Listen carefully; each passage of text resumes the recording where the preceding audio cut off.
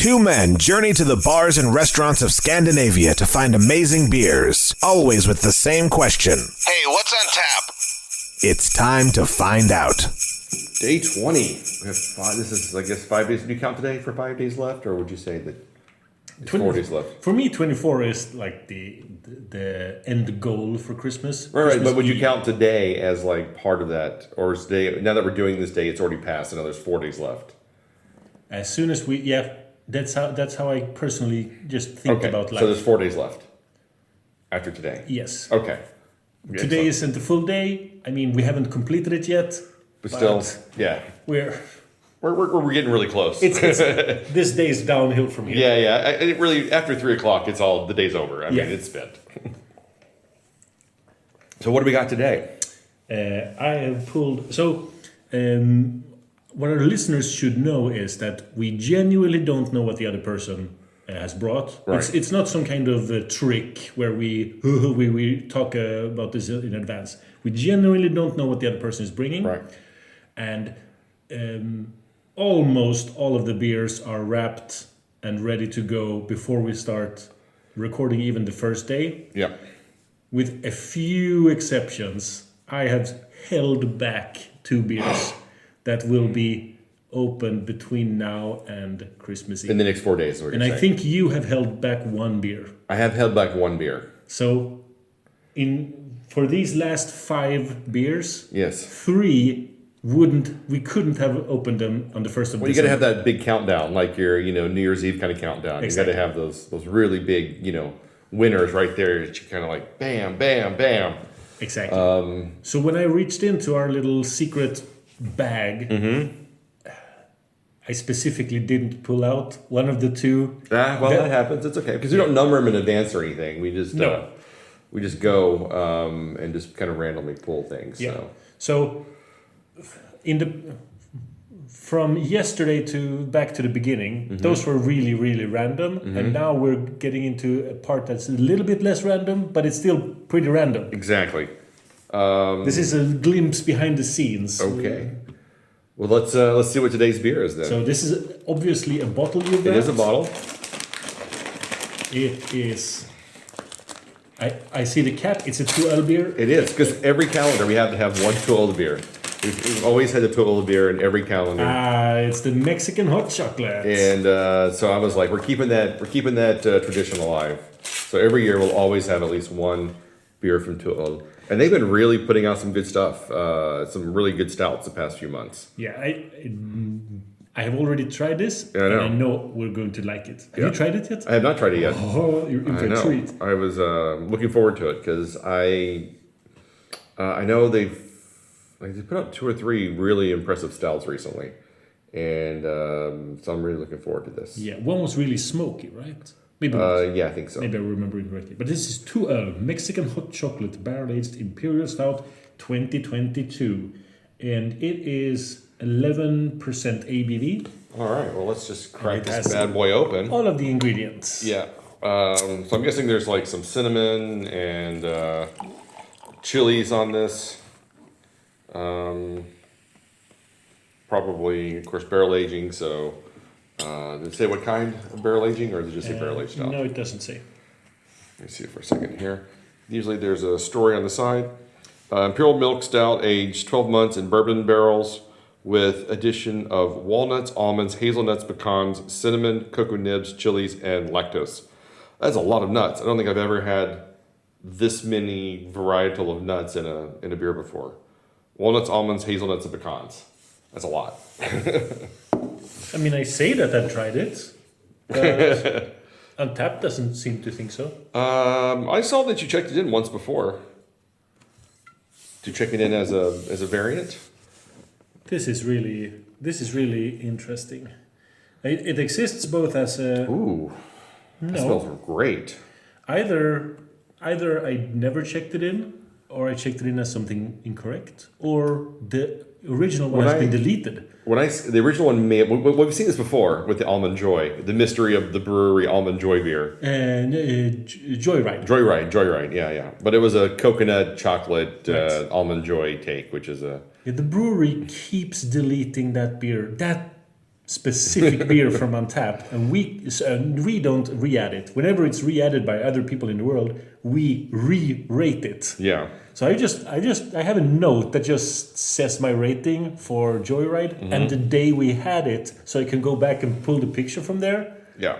I think the nerds will outlast brewery in this case. Yeah, I don't know why they keep doing that to this beer. It's such a weird thing. I mean, it either has to be that they don't like the beer anymore because it was collaborated with someone they don't like, or it's illegal in some way. Like they there's a licensing issue maybe with the name. Maybe, or they did something to it that was untowards in some way. Yeah, but I know when I got this, I did scan the barcode. I saw that you had checked it in, but you gave it a really good review, a really good rating. So I'm like, well, we'll just have it again then. And now when I scan it, I have no rating for it. That's so weird. That is weird. But man, this smells so good. You really get the lactosey cinnamon. It's a lot of spices on the aroma. Yeah. Not a lot of barrels on the nose. No, but I get chili. I get some chocolate. I definitely get the. Let's try it. Definitely get the cinnamon. Oh, I can't wait for this. Cheers. Cheers. That is nice. It is full of flavor. It is. I like the chili. It's really, really light. Yeah. It's just kind of there as a pleasant warming sensation. It doesn't overpower. Exactly.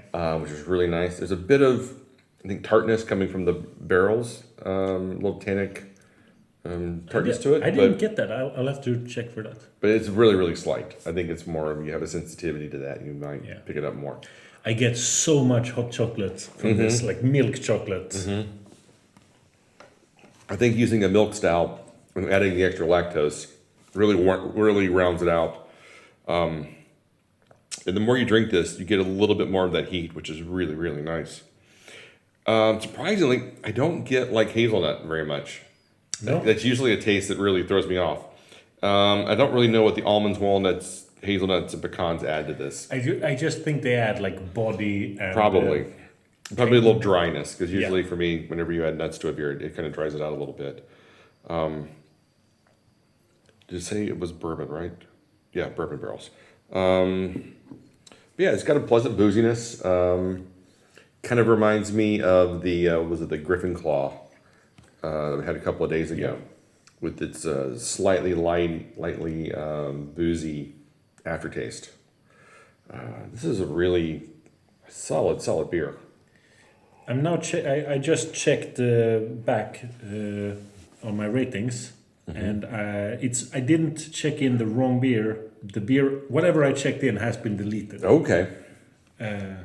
Which is always weird.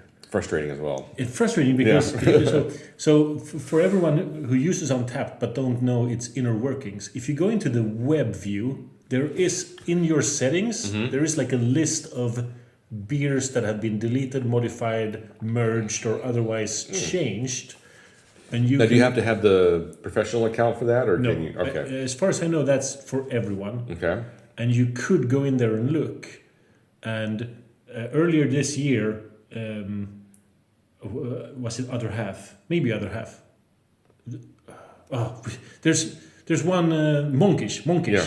Monkish merged an enormous amount of their beers. Okay. Like the IPAs we've checked them into specific batches.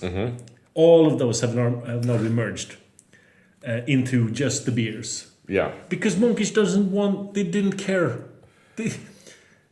It's nerds that think, oh, I'll check in batch 3 as separate as batch 4. But to be fair, there are enough breweries out there that do pay attention to batches that you are kind of like, well, this one does taste slightly different. I mean, it does taste different than batch 3 tastes better than batch 4 or you know. Exactly. But I do approve of Untapped allowing breweries to have a little say in it. Breweries need to claim their brewery, and then they are kind of responsible for adding pictures and whatever. But I think they should have the opportunity to merge, because there are so many people who add incorrect stuff. Oh, yeah, and add like the same thing over again, even though it's already been created. Yeah, that because drives me absolutely nuts. Because they misspelled it slightly. Yeah. Oh, that drives me absolutely crazy. But in this case, 2L really should have merged the incorrect product into the correct one and not deleted it.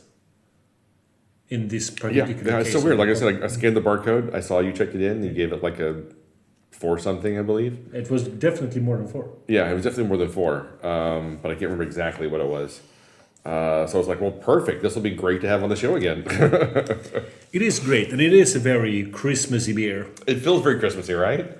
Like, of all of the beers we have, we usually don't get like those Christmas kind of spices in the Advent calendar. Exactly. Quite frankly, Christmas beers are kind of trash. But I love them so much. They're better to have outside of the show. Right. I mean, that's why we have the kickoff episode every year, just to kind of highlight the local Christmas beers. And then we're kind of done with that. Yeah. Then it's just like, but I always end up buying like 10 or 12 different ones because there's always new stuff that comes out every year. Yes. And even a lot of like old favorite breweries will put out like 1 or 2 new, they'll put out their regular stuff, and then they'll throw a couple of new ones in there as well. So I always find it's always like a lot of fun to try. Unlike the Easter beers, which are all hot trash for the most part. Yeah. It's like, how many versions of a generic brown ale can we put out at one time? That is so true. The Christmas beers are always better than Easter beers. Mm-hmm. But then very few breweries in Sweden put out midsummer beers, which is weird. It's just like lager season, basically. But you can put out new lagers. But there's like that release that comes out in like the early June. That's just like, quote unquote, the midsummer release. It's just like every brewery releases like all of their lagers right at the 1st of June for the summer. Yeah, that's probably true. So what do you give this one? What I like about it is that the chili keeps building, but very slowly. Yeah. At no point do I feel like the chili is overpowering me. It just is. It's like there in the back of my throat.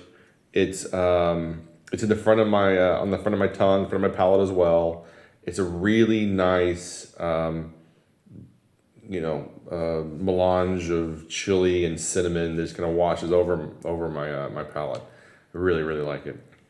Yeah, so if maybe on flavor it would be closer to a 4, but based on funness and the balance of the beer, it's a 4.25. Oh, yeah, 4.25 for me as well. I think it's really extremely balanced. I don't find anything is playing off of anything else. Like, it's not unbalanced in the flavor profiles. The only thing because it's a milk stout, you're not getting a huge mouthfeel on it. So it's a little bit thin in that way. That's the only real downside I have. But we are talking about an Imperial milk stout, so you can't really fault the beer for being what it is, because it is to style. Yes. I think the barrel aging doesn't come through enough. Yeah, If we just drank it, I would never have guessed that this is barrel aged. I would give it a little bit barrel aging, because I do get a bit of that light booziness in it. But it wouldn't immediately come to mind. It would be something like, oh, I think this is barrel aged. Then I had to read the labeling and, oh, it is bourbon barrels. Yeah, exactly. It's so slight, and it shouldn't be. But it's fun. Yeah, 4.25 as well. I think it's a really good beer. Man, we're just killing it this year. Yeah, we are. All right, I can't wait to see what we're doing on day 21. See you tomorrow.